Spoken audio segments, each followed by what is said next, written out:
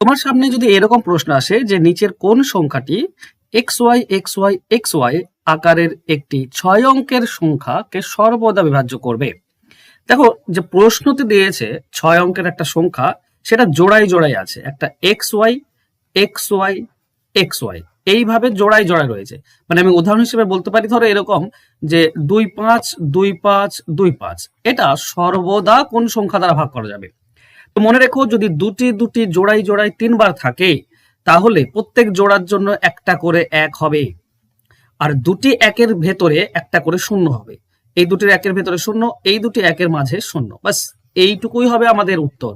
এই সংখ্যাটা সর্বদা 10101 দিয়ে ভাগ করা যাবে, মানে অপশন বি হবে সঠিক উত্তর। এবার তোমাদেরকে এখানে আর একটা জিনিসও বলে দিই, যদি এরকম দুটো থাকতো, ধরো এরকম আছে 36 36, ঠিক আছে, তো 2 জোড়া আছে, তো 2 জোড়ার জন্য দুটি 1 হবে, আর দুটি একের মাঝে একটি 0 হবে, মানে ওই 36 101 দ্বারা বিভাজ্য হবে। আশা করছি পুরো কনসেপ্ট ক্লিয়ার করে দিয়েছি। ঠিক আছে, যত জোড়া থাকবে ততটি 1, আর দুটি একের মাঝে একটা করে 0, সেটাই হবে আমাদের উত্তর। এটা এসএসসি 2011-তে আসা কোশ্চেন। আশা করছি বুঝতে পেরেছো। ভালো লাগলে অবশ্যই একটা কমেন্ট করে দেবে, ভালো লাগলে লাইকও করে দিও। ধন্যবাদ, দেখা হচ্ছে পরের ভিডিওতে।